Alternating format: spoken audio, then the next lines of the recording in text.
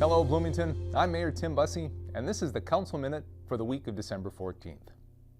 This week's study session of the Council only had a couple of items, but as always, there are plenty of things to talk about around Bloomington. Let's get to it. Earlier this year, the City Council placed a moratorium on the development of new self-storage facilities in the city. The Council was worried that we're seeing a concentration of self-storage in Bloomington, and we wanted staff to research the implications of that for our land use planning. So here are some quick facts about it. In the past 3 years, 4 new self-storage facilities have been built, which has doubled the number of storage businesses since the last one was built in 2008. Another one has recently received a building permit, so there will soon be 9 self-storage businesses with a total of 650,000 square feet of storage space. That's 7.6 square feet of storage for every man, woman, and child in Bloomington. And that's more than any nearby city except for St. Louis Park. Now, self-storage facilities aren't bad. In fact, they provide a needed service. According to the Self-Storage Association, about 10% of households have used self-storage in the past year. However, in Bloomington, there are enough units to serve 18% of our households. So that indicates that self-storage facilities in Bloomington are serving customers from around the region.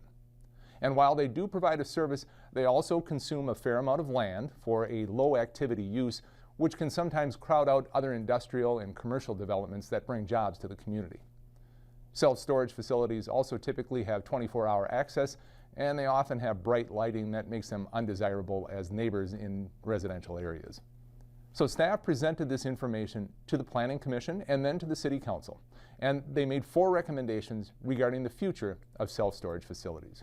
First, to prohibit their use on parcels designated as protected in the city's comprehensive plan. Second, to prohibit them within a half-mile of existing planned light rail and bus rapid transit stations. Third, to prohibit them on parcels abutting Lyndale Avenue. And fourth, to prohibit them within 500 feet of residentially zoned properties. After discussing this, the Council directed staff to prepare an ordinance for consideration based on the 4 recommendations presented. The other item on the Council's agenda this week was a closed session to conduct the performance evaluation of the City Manager, Mr. Jamie Verbrugge. In Bloomington, the City Council has 1 employee, the City Manager.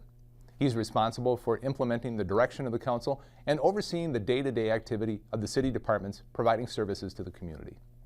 State law allows for the Council to go into closed session to discuss the performance of an employee supervised by the Council. We are, of course, required to provide a summary of the discussion at our next meeting, which we will do, and that meeting is scheduled for December 21st. For many years, the Bloomington Police Department has coordinated a collection of toys and gifts for kids around the holidays. They're doing it again this year, and the collection that they are doing goes exclusively to serve needs in our own community. This is the last week that you can donate to the toy and gift drive, so let's make it count, Bloomington. As of Monday, we have 80 children from Bloomington that are signed up to receive a toy or a gift, and several other families that are on a waiting list. Let's not leave anyone on that waiting list.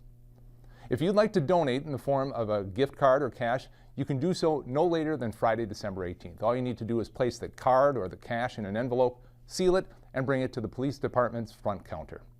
If you want to bring in a toy or a gift, that would be great. But remember, we are serving kids from toddlers to older teens.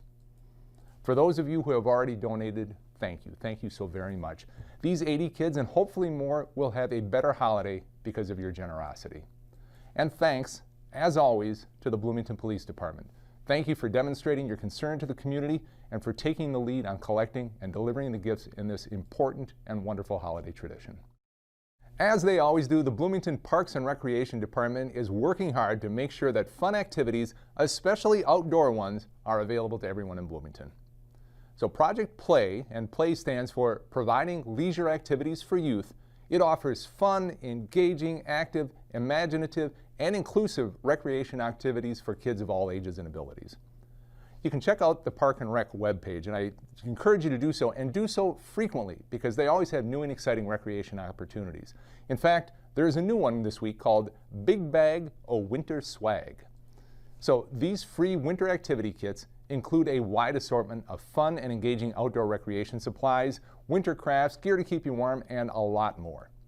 Registration for these open on Wednesday, December 16th at 11 a.m.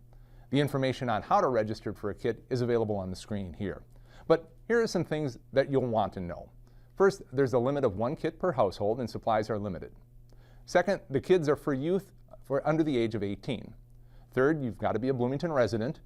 And finally, when you register, you'll need to sign up for a pickup date, time, and location. Pickup dates are available December 17th through the 23rd. These winter activity kits, which are great, they're offered through Project Play, which is funded by a CARES Act grant from Hennepin County. For more information, call Parks and Rec. They'll answer any questions that you do have. You can reach them at 952-563-8877. For those of you who drive the 494 strip or commute on 35W, I don't need to tell you how badly 494 and the 35W interchange are in need of attention.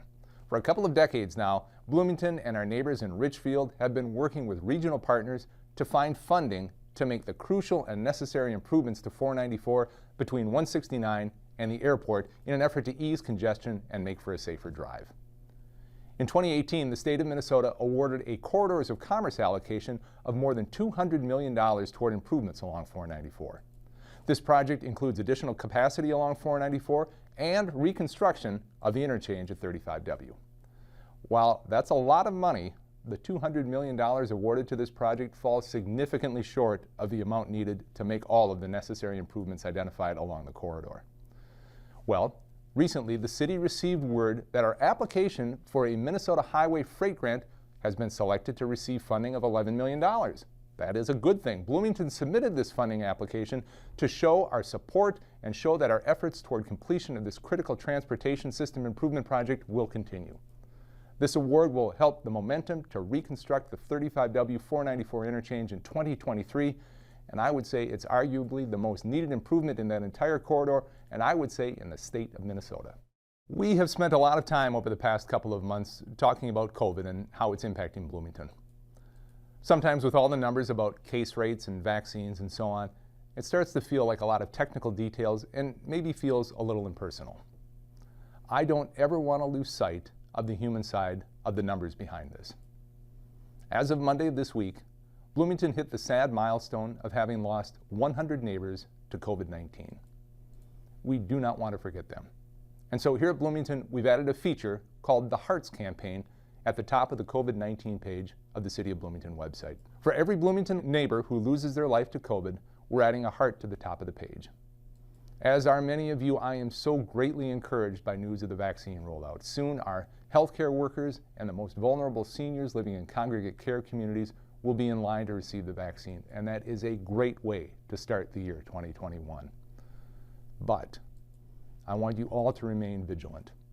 Until the vaccine is available for mass distribution, we all share the responsibility to keep ourselves, our families, and our community safe. Please do so. Well, that's a wrap on this week's Council Minute. We'll see you next week. Until then, stay safe, Bloomington.